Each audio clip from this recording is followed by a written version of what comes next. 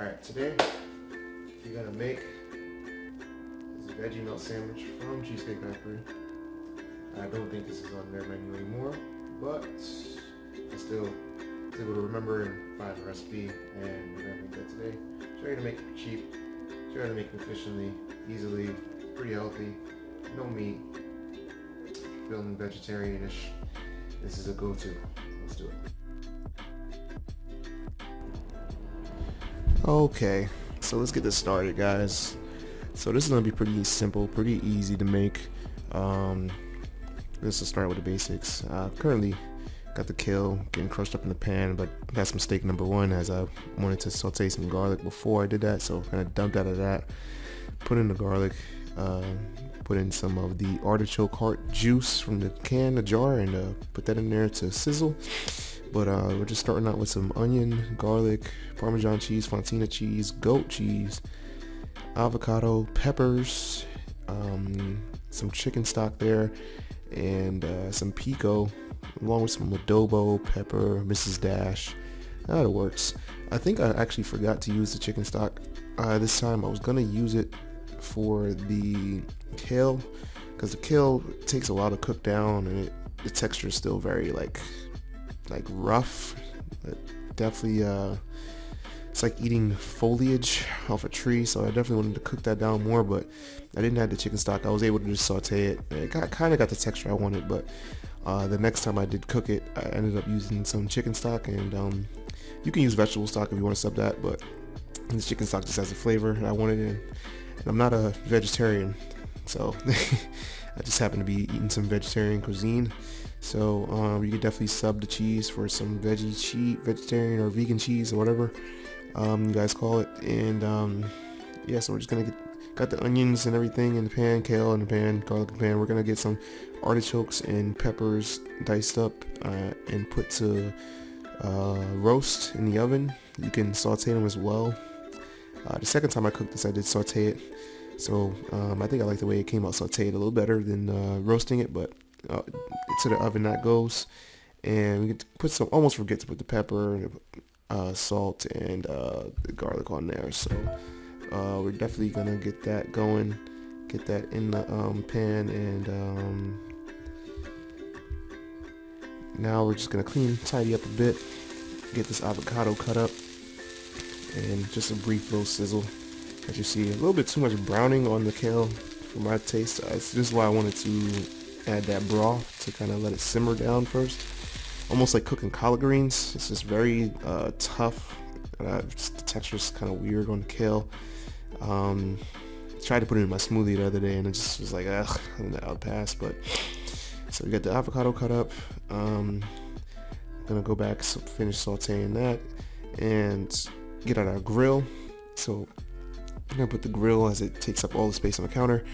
We're gonna get the grill set up on 400 degrees Fahrenheit, and just gonna melt the butter.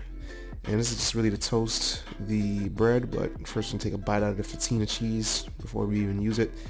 And fontina cheese is tasting really good. I was able to find that at Aldi's for pretty cheap, so most of the stuff is from Aldi's, and Pico's from Aldi's as well, and so is the artichoke hearts.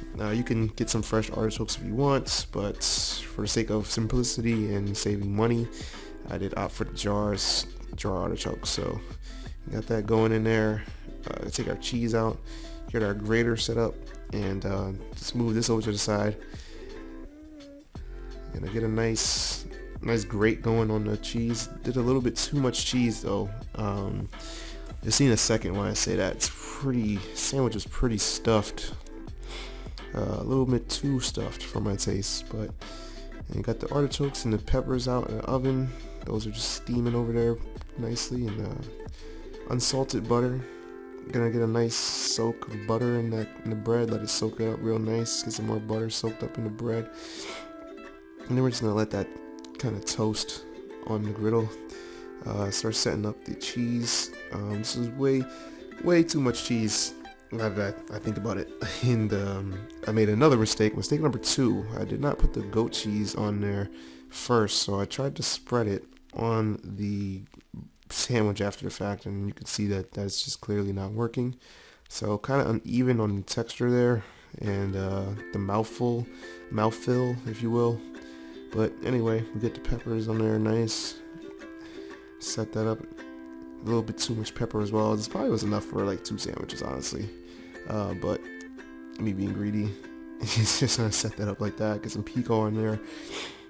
Just basic tomato and red onion, but you can use steak tomato and slice it up if you'd like, more like a deli style.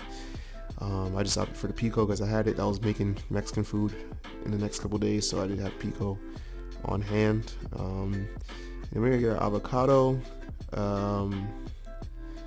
you know, get that going, and boom, I set that up like that, and as you can see, everything's just kind of spilling over. But I did get a nice toast, nice golden brown on the bread, and you're just gonna let that toast a little bit more on the griddle, get a chance to for the cheese to melt and everything like that. And yeah, that's all she wrote. That's all she wrote. This thing came out pretty good. I wound up making it for the wifey after a few days after this, and I did change up.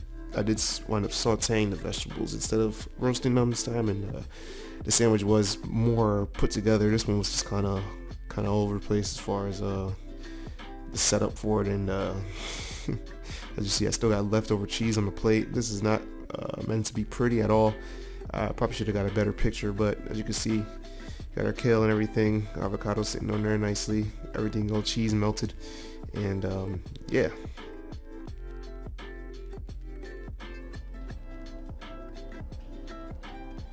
Back on front.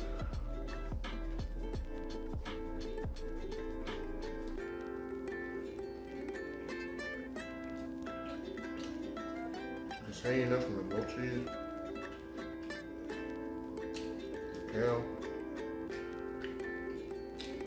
Simple and easy, man. This is crap. This is gold right here.